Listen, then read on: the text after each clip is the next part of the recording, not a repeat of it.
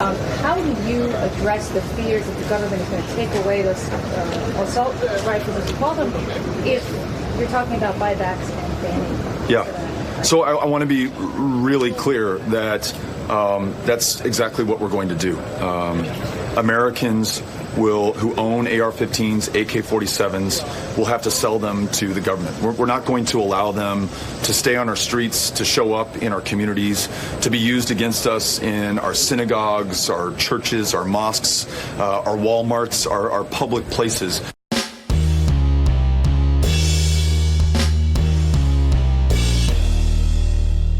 How's everybody doing? My name is Anthony Brian Logan, and today we got to talk about what you just saw, which was 2020 Democratic presidential hopeful Beto O'Rourke admitting that he would like to ban guns. And to be more specific, he'd like to ban so-called assault weapons, including the AR-15 and the AK-47. Now, before I even get into it, I just got to say that I'm not surprised, not one bit, not one iota. You have to expect this kind of talk from those on the far left. Not just your regular everyday leftists, your moderate centrists, not them. I'll talk about them in a minute, but from your far leftists, those that are trying to become the president right now, the woke crew, the ivory tower crew, of which Beto O'Rourke belongs, you got to expect that from them. In this primary campaign cycle here, everybody's trying to quote unquote out woke the others. Those that were trying to be more moderate and trying to be nice and get along, those guys are long gone. Your Hickenloopers, people like that, they're pretty much finished, okay? They're done. You can't go forward unless you have this extremist viewpoint on firearms, okay? I think a lot of that comes from the funding.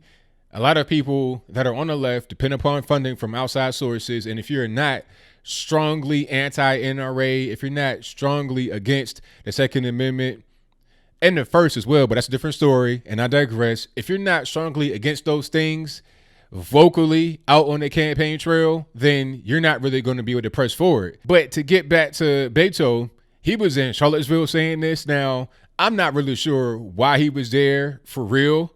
But then again, you know what? I kind of do, but I can't say that for certain. I can only guess, and I think I'm right. First of all, the stated reason for him being there was to campaign for somebody that's running for the Virginia Senate to help them and to also tour UVA and, you know, learn some of the history, even though he was just there in April. But again, I digress. I think the reason why he was there is to just keep using Charlottesville as an attack point against firearms and against Donald Trump as well. They keep, when I say they, I mean the mainstream media and also people like Beto, they keep repeating the lie of good people on both sides, referring to Nazis as good people. I've said it over and over again, and I feel like no matter how much I say, people still ask me the question. But Trump was not talking about Nazis being good people. In that very same talk, he said specifically, I'm talking about those that came for the statue of Robert E. Lee, those that were for it and those that were against it. You had regular people that were not involved in any kind of subversive groups, okay?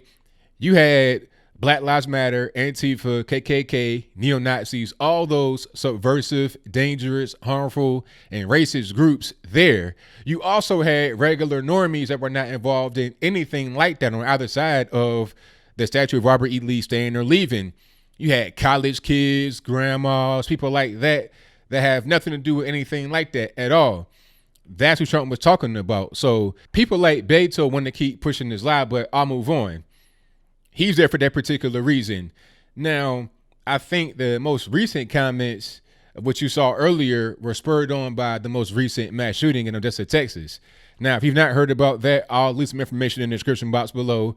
But basically, it was a guy, a white male, I'll get to that in a moment, who got pulled over by the police in Odessa for failing to signal for a left-hand turn. When the police approach his vehicle, he shoots his rifle out of the back window. And now you have a high-speed chase. Throughout this chase, he is shooting people randomly in their cars. I think it ended at a movie theater. At the end of it, you had 7 people that were dead and many more that were injured. And the shooter is dead as well. And people are referring to that, talking about, see, you know, the AR rifle, white male, we got to attack that. You see what happened in Charlottesville, another white man engaging in white supremacy, white violence, is that and the third. It's a way to scare people because the media are very effective at putting a certain thing into people's brains over and over again and using it against whoever they want. That was the case with Russia. Now, if you even know a person in Russia and you talk to them on the phone as a friend, you're all of a sudden the enemy of the state and you should get locked up for that. That is the power of the media. And the same thing here with the white supremacy and those types of things. When you keep talking about the mass shooters that are white and they have the so-called AR-15, that's a way to demonize not only the weapon that was used, but also white males in general and have them be the face of terrorism in America. It's the easy way to get that whole point across. When a black man does something like that, like in Virginia Beach, where he killed 12 people at his job in May of this year, you hear about it for a little while because it was really sad. And all these events are sad. May they all rest in peace. My prayers go out to their families. But after a very short period of time, that Virginia Beach incident was gone from the mainstream thought. It was never brought up again. People talk about El Paso and Dayton. What about Virginia Beach? Okay, what about them? Does that shooting not really count? I'm just trying to figure out what's really going on. Furthermore, the media says if a shooting has 4 or more victims at once, it is a mass shooting. And if you look at the actual data of those shootings, you're going to have a whole lot of non-whites that are involved. Mostly black, then Hispanic, then white. That's pretty much how that goes. Maybe even black, then white, then Hispanic. Either way it goes, black folks are the majority of the murderers. 52% of all the murderers, 48% of all the murder victims, despite only being 13% of the population. Some would say it's only gang violence. I mean, that's not even really true. Only 40% of the shootings and, black on black are gang related. And even if it is a gang related shooting, does the pain of their mother, their father, their brother, their sister not really count? It's still somebody that's dead. People that dismiss black violence as gang violence as a way to just ignore it will be the same ones that say that a gangbanger should not get shot and killed by police when he's actively out there gangbanging and trying to harm other people. But I'll move on from that. Getting back to Beto, I don't know what his actual goal is going forward. Are you trying to become the president, sir? You're not polling very well. You're probably like number 5 or 6. If you are 2% polling or better, I'd be surprised. Totally shocked. You don't have much support. You have to keep going left and radical. I get it. You're from Texas. I get it. I understand. But this is not going to help you. This is what Stacey Abrams did in Georgia. I live in Tennessee, not far from Georgia, and I was hearing commercials on TV for Stacey Abrams during her campaign cycle trying to defeat Brian Kemp, of which she was not successful. But anyway, she wants to blame it on voter suppression, maybe even Russian bots, this, that, and the third. But the reality is that she ran a bad campaign. How are you going to run an anti-gun campaign in Georgia, of all places? Even the black liberals in Atlanta want their guns. Look at the Real Housewives of Atlanta. All these black women on there, they're all fancy, don't know, whatever, but they all got guns. I think one of them actually used their weapon on an intruder. Okay, you talking about, what was it, Miss America or something like that? She'll use that weapon. Don't just think because the anti-gun agenda is very popular on the left, in the media, and in politics, that will translate to your regular everyday person. Like I said, most people are not in the far left like that. Most of the media and politicians are, but that's not the regular everyday person. So your anti-gun, your gun grabbing thing, it ain't going to work. And then beyond that, there are plenty of guys and girls out there that are not going to give their guns up. Okay. They're ready for whatever you want to bring, for whatever you want to throw in their direction, but they're not giving their guns up. It's not a threat to anybody or anything like that. This is just what I know. Okay. They're not, I repeat, they are not going to give their guns up, and they have the right to not do that.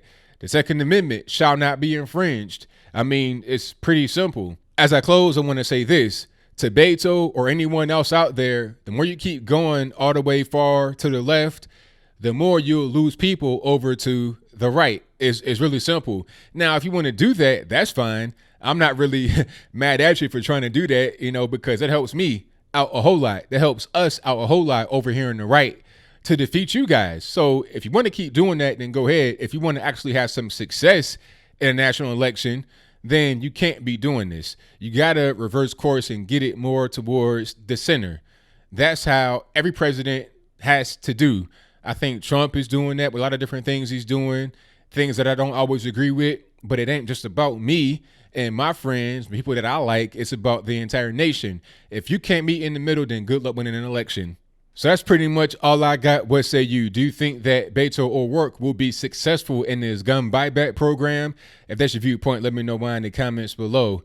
Or do you think he will not be successful? You know, pretty much where I lean, he will not be successful. That's not going to work out. People are not going to give their guns up because they know when they do that, they're going to be at the mercy of not only the criminals, gangbangers, whoever wants to be in their presence, but also the government itself. One thing that Beto said, or the way that he said it, alarmed me from the beginning. Aside from the whole mandatory gun buyback, it's the whole selling it to the government. So let me get this straight. The government already have guns. They could pull it on you for a particular reason, and we're going to give the government more. Why do people that don't trust the government, that don't trust the police, want to have gun control? I just don't really understand. The guy in Texas did not pass a background check. He failed a background check, actually, and he did not pass one for the gun he had in Odessa. So how would a background check have helped that situation? How would gun control help that situation? It would not have. If people are more able to arm themselves and protect themselves, then they'd be able to better fight off a guy like that who went on a shooting rampage before he was ultimately shot and killed by the good guys with their guns. So that's pretty much all I got, and whatever your comments are, please let me know in the comments below. And that's all I got to say for this video. If you like what you heard, please comment, rate, share, and subscribe. Peace.